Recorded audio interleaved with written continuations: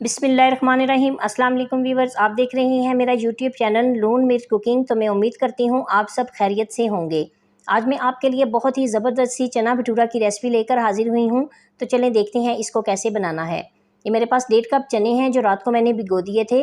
अब इसके अंदर मैंने एक दालचीनी की स्टिक शामिल की है, एक जो है वो बड़ी इलायची, एक तेज़पात और थोड़ा सा नमक शामिल करेंगे और इनको हम चूल्हे पर चढ़ा देंगे ताकि ये अच्छे तरीके से बॉईल हो जाएं।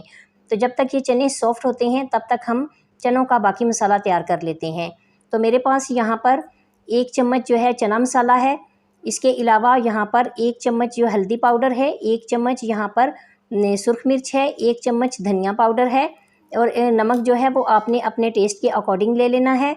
1 चम्मच यहाँ पर भुना हुआ ज़ीरा है और 1 चम्मच छोटी चम्मच जो है वो अमचूर पाउडर की मैंने इसमें शामिल की है और आधा लेमन मैंने इसके अंदर शामिल कर देना है।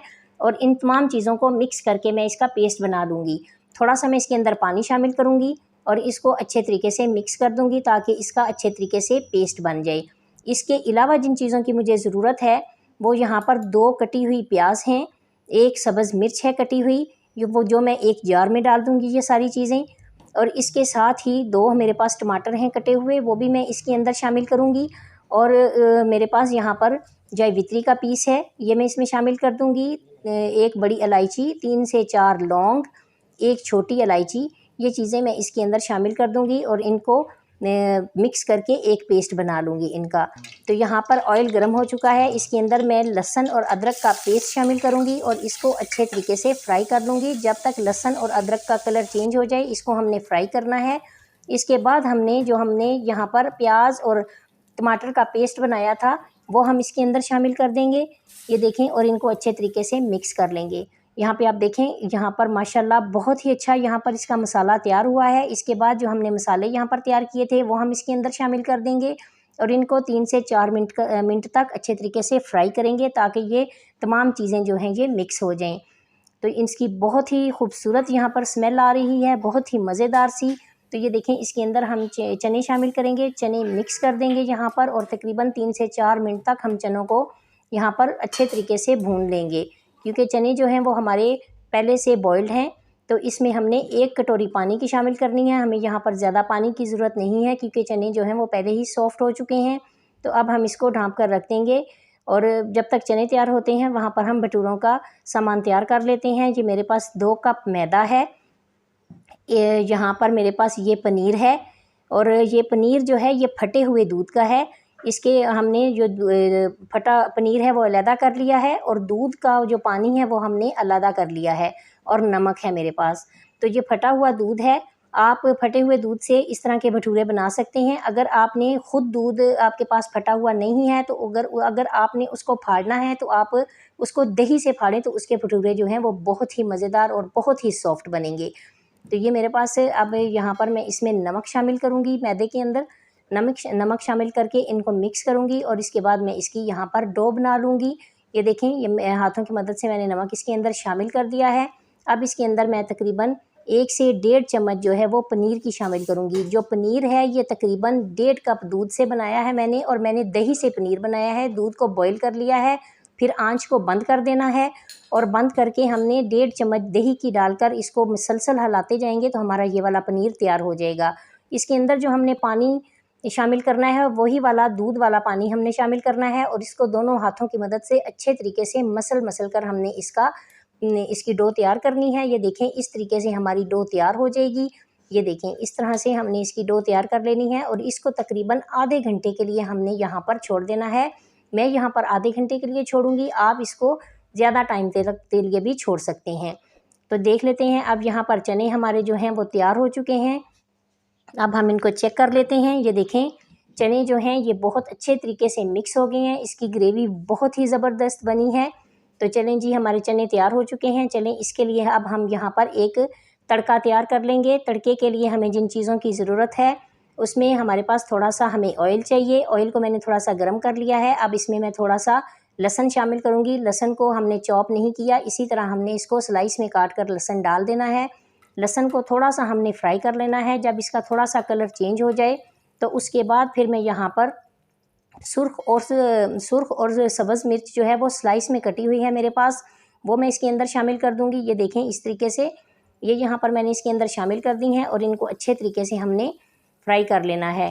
تھوڑا سا ہم نے مرچوں کو فرائی ہونے کے بعد ہم اس کے اندر تھوڑی سی کسوری میتھی اس میں شامل کریں گے۔ یہ دیکھیں یہاں پر مرچیں جو ہیں یہ اچھے طریقے سے فرائی ہو چکی ہیں۔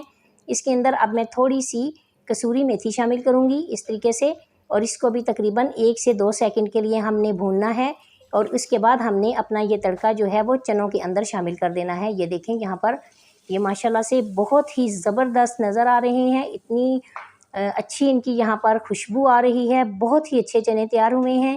تو آپ اس طرح سے چنے بنائیے گا ضرور، انشاءاللہ یہ آپ کو بہت پسند آئیں گے۔ تو یہ دیکھیں جی چنے ہمارے تیار ہو چکے ہیں۔ ابھی ہم ان کو تقریباً 1 سے 2 منٹ کے لیے دوبارہ یہاں پر چھوڑیں گے، اور اس کے بعد ہم ان کو ڈش آؤٹ کر دیں گے۔ تو ابھی میں آپ کو یہاں پر یہ نکال کے دکھاتی ہوں۔ ماشاءاللہ سے چنے بہت زیادہ سافٹ بھی ہو گئے تھے اور بہت ہی اچھے چنے بنے ہیں۔ یہ آپ کو اس کا ٹیسٹ بہت پسند آئے گا، تو گھر میں بنائیے تو آپ کو بہت مزہ آئے گا۔ یہ دیکھیں اس طریقے سے یہ چنے ہمارے، ان کو ہم چنوں کو سائڈ پہ رکھ لیں گے، اور اب ہم یہاں پر اپنے بھٹورے تیار کر لیں گے۔ آپ نے اس طرح چھوٹے چھوٹے سے پھر پیڑے بنا لینے ہیں، اور ان کو ہم نے اچھے طریقے سے بیل لینا ہے۔ پیڑے آپ نے نہ بہت زیادہ چھوٹے بنانے ہیں اور نہ ہی بڑے، اور آئل کا آپ نے دھیان رکھنا ہے کہ جب آپ نے فرائی کرنے ہیں تو آئل جو ہے وہ صحیح طریقے سے گرم ہو۔ یہ دیکھیں اس طرح سے ایک پیڑا آپ نے ہاتھ پہ رکھ کر دونوں ہاتھوں کی مدد سے آپ نے ان کو مسل کر اس طریقے سے آپ نے دبا کر اس کو برابر کر لینا ہے، اور اس کے بعد ہم نے اس کے بیلنا ہے ہم نے اس کو۔ یہ دیکھیں اس طریقے سے آپ نے ہاتھوں کی مدد سے اس کو تھوڑا تھوڑا سا بیل لینا ہے، اور اس کے بعد ہم یہاں پر تھوڑا سا سوکھا آٹا لگائیں گے۔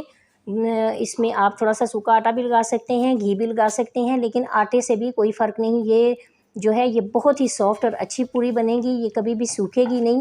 تو یہ اس طریقے سے آپ نے اس کو بیل لینا ہے۔ رولنگ بورڈ پہ تھوڑا سا آٹا لگا لیں یا تھوڑا سا میدا لگا لیں، تو اس کو اچھے طریقے سے آپ جو ہے رول لیں۔ یہ دیکھیں اتنی اچھی اور اتنی بالکل راؤنڈ شیپ میں ہماری پوری تیار ہوئی ہے۔ اب ہم اس کو یہاں پر فرائی کر لیں گے۔ فرائی کرنے کے لیے دھیان رکھنا ہے آپ نے کہ آئل جو ہے وہ صحیح طریقے سے گرم ہو، تاکہ جو پوری ہے وہ بہت اچھے طریقے سے پھولے۔ یہ دیکھیں آپ دیکھ سکتے ہیں کہ پوری بہت اچھے طریقے سے پھولی ہے، اور بہت ہی یہاں پہ اس کا اچھا کلر آیا ہے۔ یہ دیکھیں تو کلر کے لیے آپ اس کو تھوڑا سا فرائی کر کے بھی نکال سکتے ہیں، اور تھوڑا سا اس کا کرنچ پیدا کرنے کے لیے اس کو تھوڑا زیادہ بھی فرائی کر سکتے ہیں۔ تو میں اس کو تھوڑا سا زیادہ فرائی کروں گی، میرے بچے جو ہیں وہ کرنچی پسند کرتے ہیں، لیکن یہ بہت ہی سافٹ بنے گی۔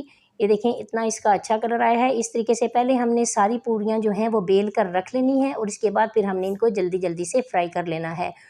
تو یہ جو ریسپی ہے یہ آپ کو بہت ہی اچھی لگے گی۔ اس میں کسی بیکنگ سوڈا اور بیکنگ پاؤڈر کی ضرورت ہرگز نہیں ہے۔ یہ آپ کی پوریاں اسی طریقے سے آپ بنائیں تو یہ بہت ہی سافٹ بنیں گی، لیکن اگر آپ میری انسٹرکشن کو فالو کریں گے تو آپ کے یہ والے جو بھٹورے ہیں یہ بہت ہی زبردست بنیں گے، ان میں کوئی بھی مسئلہ نہیں آئے گا۔ یہ دیکھیں یہ بہت ہی کس طرح سے پھولی ہے اور بہت ہی اچھے طریقے سے یہ تیار ہوئی ہے۔ تو چلیں اب ہم اپنی یہ تیار ہو چکی ہیں، ان کو بھٹوروں کو نکال لیں گے۔ یہ دیکھیں اس کا کلر اتنا اچھا آیا ہے، یہ ابھی میں آپ کو دکھاتی ہوں، یہ بہت ہی اچھے لگ رہی ہیں۔ یہ دیکھیں تو یہ آپ کو ریسپی بہت پسند آئے گی، اس ریسپی کو ضرور ٹرائی کیجئے گا۔ یہ دیکھیں کتنا خوبصورت کلر آیا ہے ماشاءاللہ سے، یہ انشاءاللہ آپ کو بہت پسند آئے گی۔ اس ریسپی کو ضرور ٹرائی کیجئے گا، دعاؤں میں یاد رکھیے گا۔ اگر میرے چینل کو لائک شیئر نہیں کیا تو ضرور لائک شیئر کریں اور سبسکرائب کریں۔ تو یہ دیکھیں پوریاں اتنی زیادہ سافٹ بنی ہیں، یہ دیکھیں اس طریقے سے۔ ابھی میں آپ کو یہ دوسری بھی چیک کروا دیتی ہوں، یہ ماشاءاللہ سے بہت ہی سافٹ پوریاں بنی ہیں۔ یہ میں آپ کو توڑ کے بھی دکھا دیتی ہوں، بہت ہی زبردست پوریاں بنی ہیں۔ تو چلیں جی ملتے ہیں اگلی ریسپی میں، تو اللہ حافظ۔